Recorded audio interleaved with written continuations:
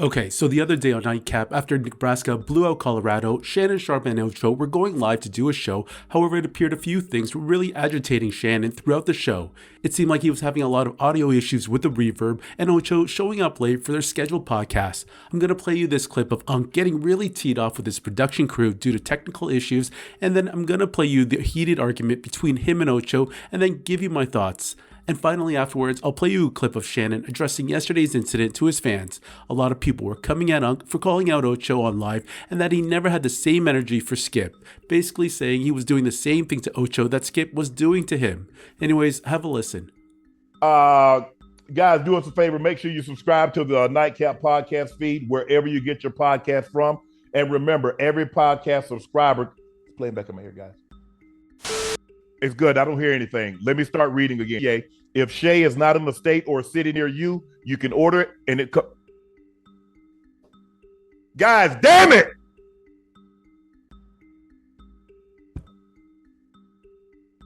His name was Alex. He was really cool dude. And as soon as he opened the car door and he got out the car door to greet me, the car door locked by accident. So I would have been on time, but the fact that we had to wait for the tow truck and them to bring the Slim Jim was the reason for my delay and getting to the hotel a little late. But I'm here now. Let me ask you a question. So when you go to ESPN, you have people pick you up from the airport? Yeah. No, you don't. When you do inside the NFL, you have people pick you up from the airport? Yeah, at the beginning, yeah. No, you don't. So I'm just trying to figure out why with your show would you choose to take that route when you don't take that route for ESPN and inside the NFL? I wasn't lying. I'm dead serious. When I fly into Philly, I had somebody pick me up from Philly. When I fly into New York, I had somebody pick me up from New York. I'm serious. That ain't what they told me. I just talked to ESPN. Hold on, listen to me now. It's documented. It's documented. I'm just telling you. But all you have to do is just search my tweets. I've been doing it the past 15 years. I always do this. I'm not saying that. Yes, sir. Talk to me now. Ocho. Right. Again. Ocho, this is part of your show. Right. Why would you be late? Why would you run the risk of being late? I didn't want to be late. I just told you what happened. I would have been on time. But due to unfortunate circumstances of him locking the keys in his car, which I documented, I was just a little late. Why don't you, Ocho, why don't you just have the people that you're working for, just have them to book your car service? I don't like car service. It's okay.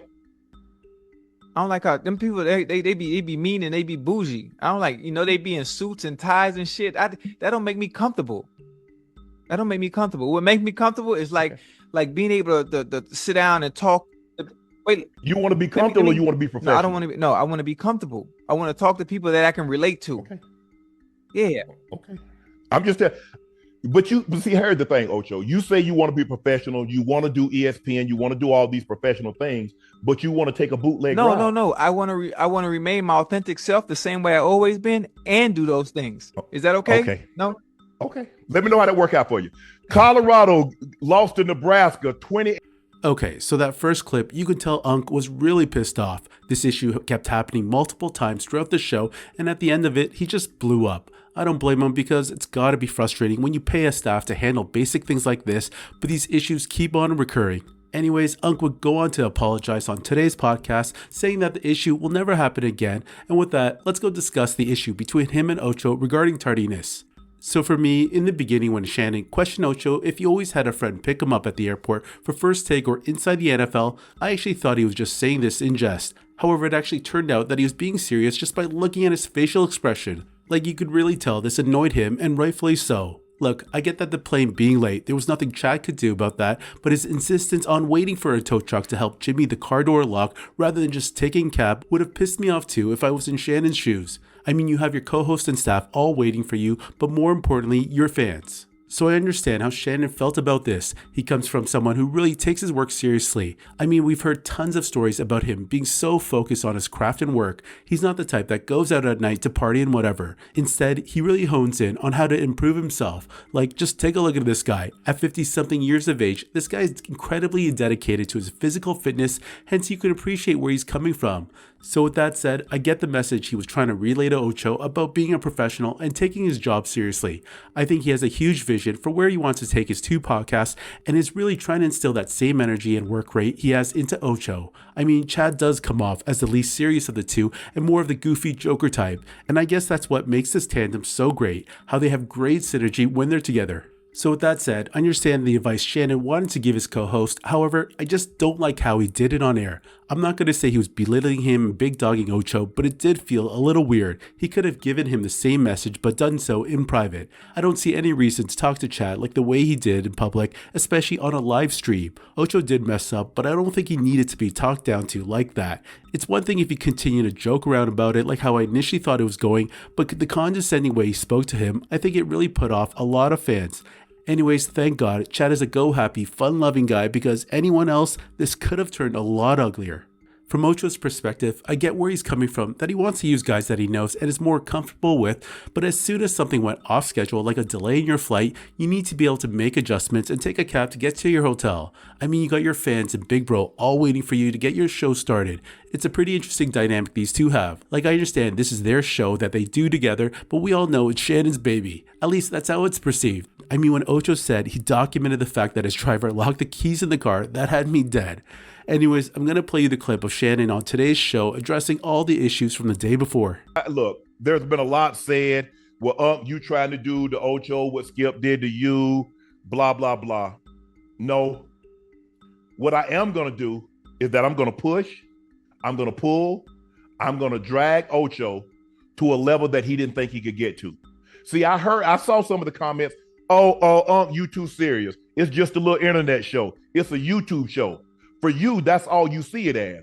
But that's not the vision that I shared with Ocho when we sat down. That's not the vision that Ocho say, we can do that? Yes. I say, you see what the other guys are getting.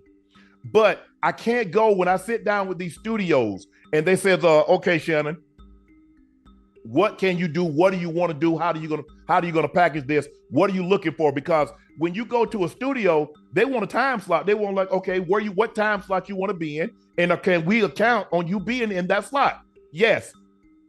Yes, absolutely. And so I want Ocho to take it serious. I've conveyed this with Ocho. Ocho, I'm not telling breaking earth, interrupting your normally scheduled programming, because I just want Ocho to understand this is Ocho's show. This is my show. And I want him to take it as serious instead of like when he goes on First Take, be great on First Take. Inside the NFL, be great on those. But I want Ocho to understand we gonna only go as far as he and I can take this thing. And the heights that I dream, and I think what he's conveyed to me is that we're gonna have to do this together. But there has to be a level of professionalism. There has to be a courtesy of being on time. I respect his time, and I want him to respect, because there's a lot of people. We started out, it was just Ocho, myself, one person in the studio, and Ash. We got 11 people now. We got editors, we got graphics, we got extra producers, we got associate producers. And so I know y'all took it and tried to run. This is a conversation. Ocho and I have had conversation off cameras. Ocho has conveyed to me what he wants to accomplish with Nightcap, all the while expanding his brand and doing First Take. I wholeheartedly support